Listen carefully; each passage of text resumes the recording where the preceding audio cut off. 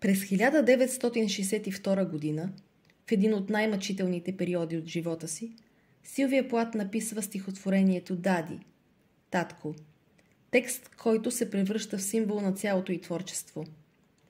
Само няколко месеца преди смъртта си, поетесата създава такава творба, която съчетава личната изповед, фройдистката дълбочина и звуковата мощ на модерния експресионизъм. Публикувано посмъртно в книгата «Ариел», «Дади» е не просто стихотворение за бащата, а за целия свят на власт, страх, вина и желание, който жената трябва да преодолее, за да открие собствения си глас. «Дади» е едно от най-емблематичните, най-сложните и психологически натоварени стихотворения на Силвия Плат.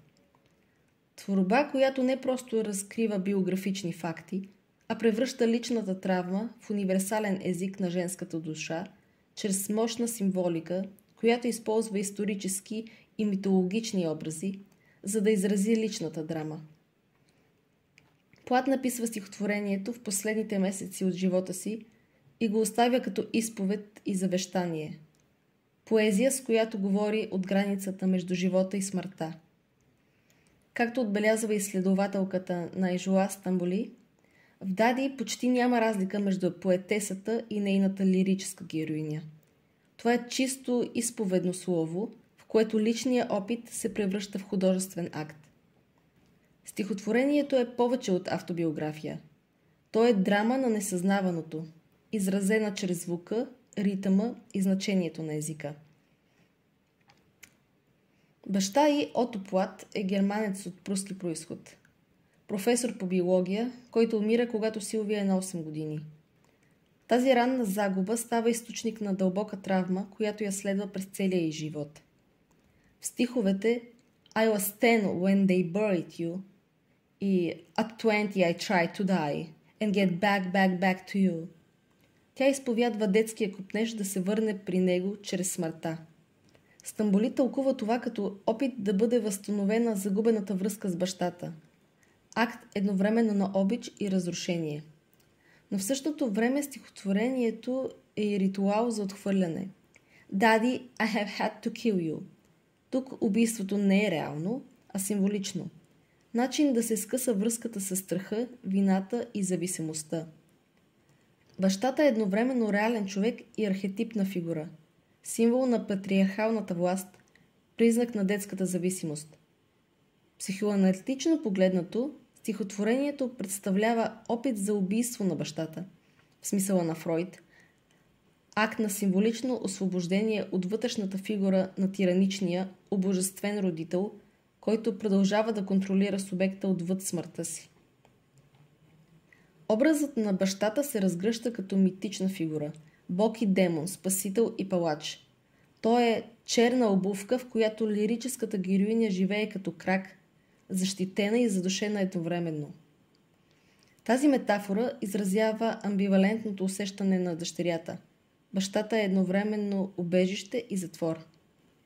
Смяната на гледната точка от дете към жена, от покорство към гняв, превръща в стихотворението в сцена на вътрешна революция. Характерно за стихотворението Дади е играта със звука. Плат дори заявява, че стиховете й от Ариел са писани за ухото, не за окото. Стихотворения написани на глас. Джереми Лавентал обръща внимание на фонетичната структура на стихотворението. Повтарящите се звуци У, Ду, Ю, Шу, Чу, които напомнят за дишане, стон или плач. Това не е просто рима, това е диханието на травмата. В повторението их, гласът се задъхва, езикът засяда.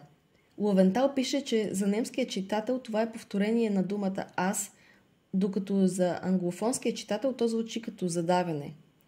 Така Плат създава един езиков срив на идентичността, опит да се изговори аз в езика на бащата, който едновременно изгражда и унищожава. Някои изследователи намират стихотворението за телесен акт на говорене, в който поетесата превръща болката в звук. Според Ловентал, звукът става място за съпротива срещу бащиния ред. акт на радиостатика, която не може да бъде заглушена. Други изследователи дори намират кръвосмесителен аспект в стихотворението, в смисъл, че езикът е чисто физически орган, който се опитва да влезе в езика на дъщерята. Образът на бащата като нацист. Силвия прави до някъде естествена връзка с баща си и нацизма, германец по произход, носител на травматични спомени за нея. В стихотворението той се превръща в символ на нацизма. Но това не е буквално историческо твърдение, а психологическа хипербола. Плат използва нацизма като върховен символ на потисничеството, жестокостта и тоталния контрол.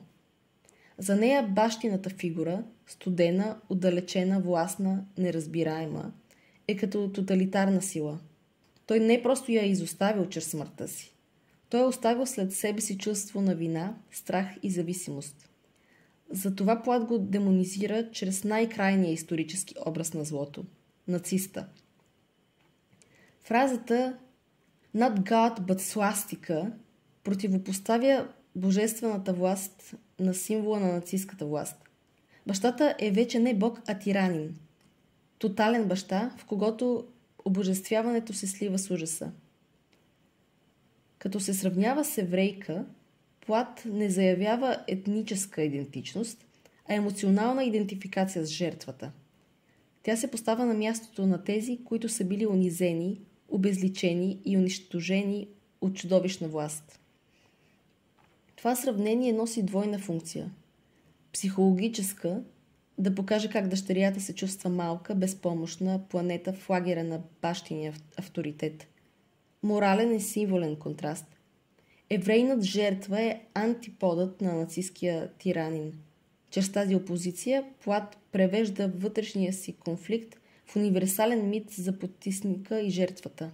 В фройдистки план можем да говорим за интериоризация на агресора. Бащата живее в съзнанието й като потискащ суперегото, като глас, от който тя трябва да се освободи, за да стане автономна личност. Комари отбелязва, че Дади изразява несъзнаваните конфликти на комплекса на Електра, любов и омраза към бащата, вина за желанието, гняв към изоставянето.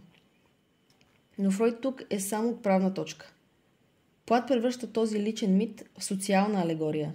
Бащата като символ на патриархата, който трябва да бъде убит, за да се роди освободената жена.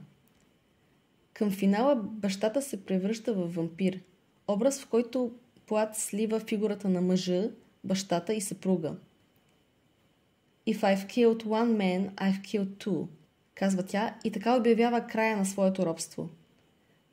Не само от бащата, но и от мъжа, който я предава. Комари вижда в това не само личен бунт, а акт на феминистко осъзнаване. Възход от бащин поклон към ярост и съпротива. Символичното убийство и освобождение.